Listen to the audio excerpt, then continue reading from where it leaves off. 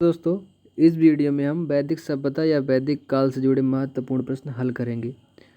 अगर आप SSC CGL, SSC MTS, SSC GD या एसएससी सीएचएल एग्ज़ाम दे रहे हैं या आप ग्रुप डी एग्ज़ाम या एनटीपीसी सीबी2 एग्ज़ाम दे रहे हैं तो इन सभी एग्ज़ामों के लिए ये क्वेश्चन बहुत ही महत्वपूर्ण हो सकते हैं। दोस्तों, वीडियो शुरू करते हैं। दोस्तों, ज़्यादा से ज़्यादा वीडियोस को शेयर करिएगा। अगर आपको अच्छा लगता है तो वीडियो को लाइक करिएगा और हमारे चैनल को सब्सक्राइब करिएगा। पहले क्वेश्चन की बात करते हैं तो वेदों की संख्या कितनी है। तो वेदों की संख्या आपकी कितनी है? 4 है। सबसे पुराना वेद कौन सा है? सबसे पुराना वेद आपका ऋग्वेद है। सबसे पुराना वेद। ऋग्वेद में कितने मंडल हैं? तो आपके 10 मंडल ऋग्वेद में हैं। अगला क्वेश्चन ये है कि गायत्री मंत्र का उल्लेख किस वेद में है? तो आपका ये ऋग्वेद में है। गायत्री मंत्र का उल्लेख ऋग्वेद के किस मंडल में है? तो ये तीसरे मंडल में उल्लेख है ऋग्वेद का गायत्री मंत्र का। ऋग्वेद में सबसे पवित्र नदी किसे कहा गया है? तो ये किसे कहा गया? आपका सरस्वती नदी को सबसे पवित्र नदी कहा गया। सबसे नया वेद कौन सा है? तो आपका अर्थवेद, अथर्ववेद सबसे नया वेद है। वैदिक काल में राजा जनता से जो कर वसूल करता था उसे क्या कहते थे? क्या कहते थे उसे? बलि। सत्यमेव जयते कहाँ से लिया गया है? तो आपका ये मुंडकोपनिषद से लिया गया है सत्यमेव जयते। ऋग्वेद में किसका उल्लेख है? तो मंत्र का उल्लेख है। ऋग्वेद में कुल ऋचाओं मंत्रों की संख्या कितनी है? तो आपकी 10,600 मंत्र की संख्या है। सामवेद में किसका उल्लेख है? तो सामवेद में आपका संगीत का उल्लेख है। भारतीय संगीत का जनक किस वेद को कहा जाता है? तो ये किस वेद को कहा जाता है? सामवेद को। यजुर्वेद में किसका उल्लेख है? तो कर्मकांड का उल्लेख है यजुर्वेद में। अथर्ववेद में किसका उल्लेख है? तो रोग निवारण व जादू टोना का उल्लेख है। उपनिषदों की संख्या कितनी है? तो आपकी कितनी है? 108। उपनिषदों को अन्य किस नाम से जाना जाता है? तो वेदांत नाम से जाना जाता है। वेदांगों की संख्या कितनी है? तो आपकी 6 है। व्याकरण की सर्वप्रथम रचित पुस्तक है अष्टाध्यायी।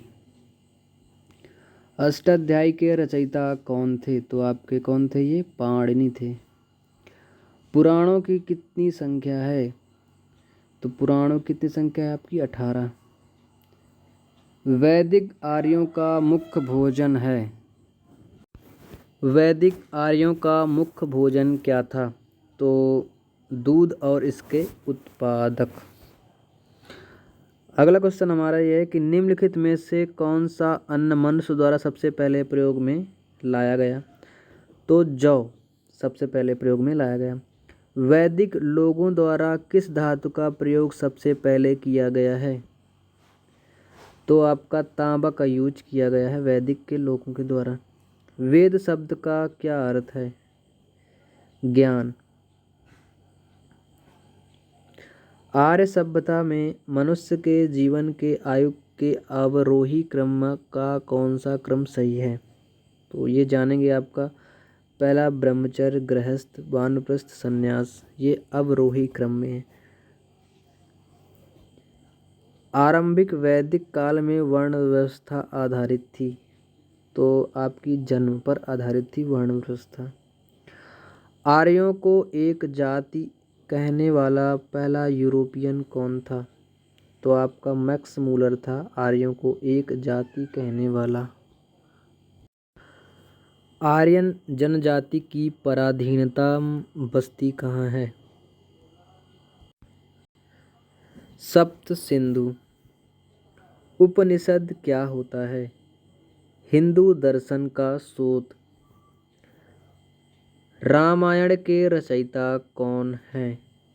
तो वाल्मीकि जी हैं रामायण के रचयिता। रामायण में कितने कांड हैं?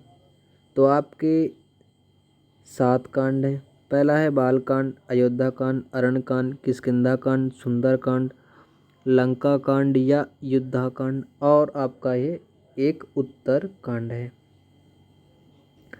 महाभारत के रचयिता कौन हैं? तो हमारे वेद व्यास जी हैं महाभारत के रचयिता। अर्थशास्त्र के रचयिता कौन हैं? तो कौटिल्य जी हैं अर्थशास्त्र रचयिता। कौटिल्य को विष्णुगुप्त या तथा चाणक्य के नाम से भी जाना जाता था। मेघदूत के रचयिता कौन हैं? तो ये कालिदास जी हैं।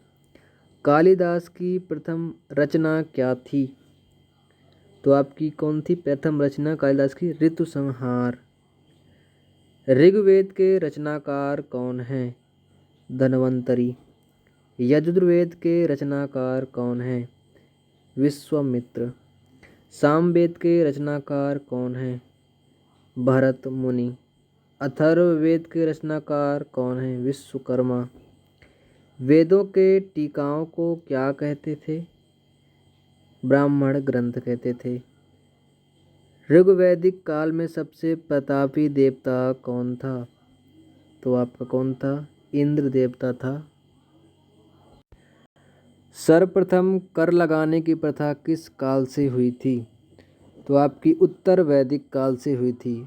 अथर्ववेद को किस अन्य नाम से जाना जाता है? ब्रह्मवेद से। ओम कहाँ से लिया गया है? तो बृहदारण्य उपनिषद से। वैदिक युग में यव कहा जाता है जौ को। मनुस्मृति की रचना किसने की थी? तो मनु ने की थी। योग दर्शन का प्रतिपादन किसने किया? पतंजलि ने। आर्यों ने सबसे पहले किस धातु को खोजा था? तो लोहा को। कृष्ण भक्ति का प्रथम एवं प्रधान ग्रंथ किसे माना जाता है? तो ये श्रीमद् भगवत गीता को माना जाता है। ऋग्वेद में अघन्य शब्द का प्रयोग किस पशु के लिए किया गया है? गाय के लिए किया गया है। सामान्य ज्ञान से जुड़े क्वेश्चन को अगर आपको और जानना है तो हमारे चैनल को सब्सक्राइब कर लें। ऐसी वीडियो हम लाते रहते हैं। अगर आपको हमारी वीडियो पसंद आती है तो ज़रूर हमारे वीडियो को लाइक करिएगा और चैनल को सब्सक्राइब करिएगा। वीडियो देखने के लिए धन्यवाद।